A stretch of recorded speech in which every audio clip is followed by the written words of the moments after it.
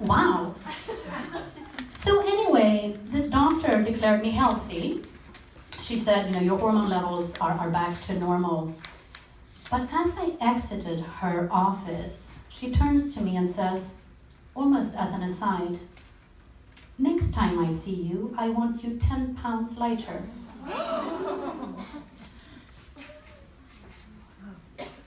What is this, the Twilight Zone? Didn't I just consult you about an endocrine system that was shot to pieces because of my private starvation experiment? This is your professional advice? Oh my God, what's that on the floor? That's the empathy part of your brain. Would you like it back? In this woman's defense, though, and in all our defense, when it comes to body image and weight, we have all been completely and utterly duped. We've been so indoctrinated, we no longer see straight. You know how the Bolsheviks back in the Soviet Union, they practiced mind control on their citizens? Right? They had this giant state-controlled propaganda machine to redirect people's minds. Remember Lenin, that old charmer back in the early 20th century? He was a hot ticket back then, believe me. Lenin, he understood that you can take an idea. It doesn't matter how oppressive it is. It doesn't matter how outrageous it is. But once that idea takes a hold of the masses, you've got an unstoppable force. It takes on a life of its own, and suddenly lies become truth. And that's exactly what's happening in our free and open society when it comes to body image. Okay? See, what the Bolsheviks did, they said, oh, here's an idea, we're going to call it communism. And we're going to pretend that this is all about freedom and equality and justice for all. Slight little snag in that scheme was that they managed to oppress and starve an entire nation. Here in the West, someone invented the notion of the perfect body.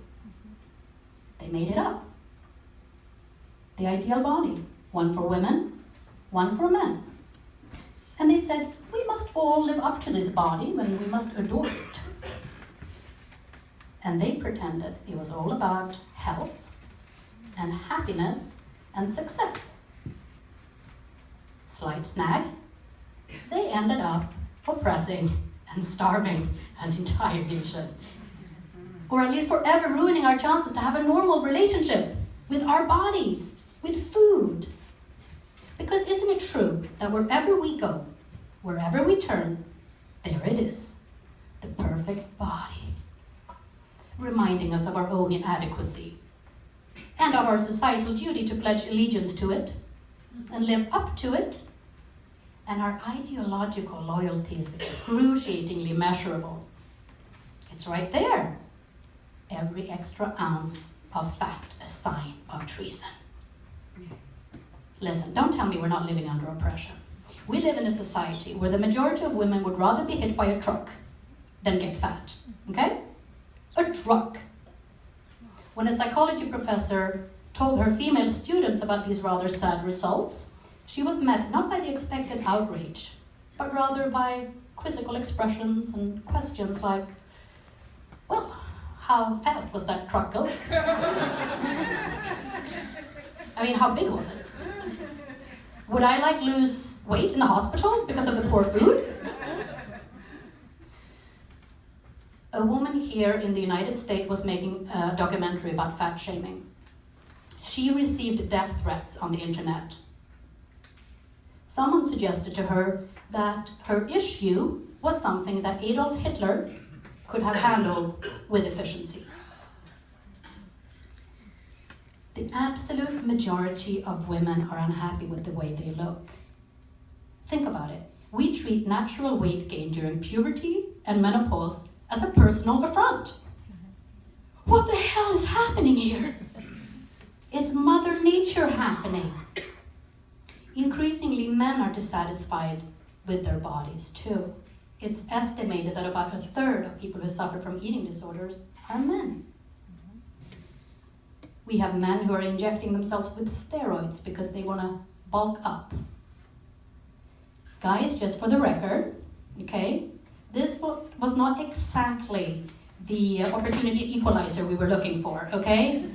This dragging you down into this purgatory of body shaming isn't doing it for us. We were thinking more in terms of higher wages and more influence and stuff like that. So, A for effort, but that's not really doing much. Our young children are calling each other out and pointing fingers. You're fat. You should go on a diet. The majority of elementary school girls live in fear of weight gain. They are afraid of gaining weight. Don't tell me we're not living under oppression.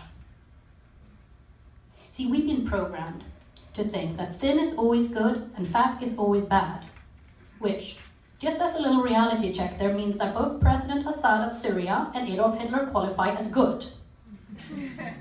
Okay? We do not realize that fitness comes in such different sizes. Okay? Study after study confirm that heavier people are not less happy nor less healthy than their skinny counterparts. We know that, and yet we refuse to believe it. Why? Because we're being fucking indoctrinated. That's why. Because we're being manipulated. That's why. We support a multi-billion-dollar diet industry, despite the fact that 95% of diets fail. They're useless. Okay? That would be like somebody putting the poorest laundry detergent you can think of on our free market. Consumer Reports would laugh their heads off and say, whoa, this product really stinks now. 95% of the time, your shirts end up dirtier after the wash. And we still go and buy the bloody thing. We don't need KGB or Stasi breathing down our necks, okay? The body police has got us exactly where it wants us. We're in our own spiritual gulags. We do our own shaming and punishing. We even offer ourselves up for ideological rehabilitation. Yes, I had a muffin today.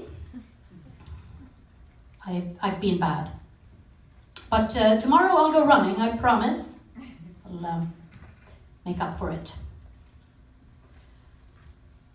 It's as if we're living under a mass hypnosis, okay? A giant spell. And I'm just wondering, are we ever gonna wake up? Back in the 60s, the people in the Soviet Union slowly woke up to the fact that Stalin had more or less managed to kill off 20 million or so of their own peers, all in the name of communism. They were a little peeved about that. I think it's time that we get a little peeved, too, about the countless men and women who've spent immeasurable time worrying about their bodies, shaming their bodies. We've got a lot of collateral damage going on here. I think it's time we have a conversation about the 30 million people in this country alone who suffer from eating disorders, partly due to this societal pressure. So I think we're going to start a little resistance movement here.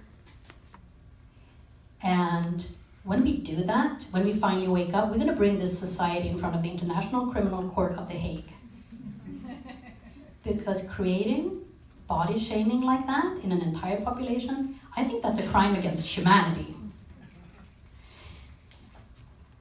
As a first step in our resistance here, I am very excited to welcome our first comedian to the stage.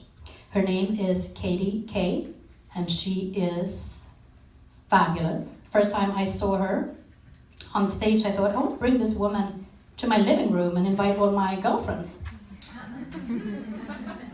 And this is, I think, even better. She's young, she's talented, we need her. Welcome to the stage, Katie Kay!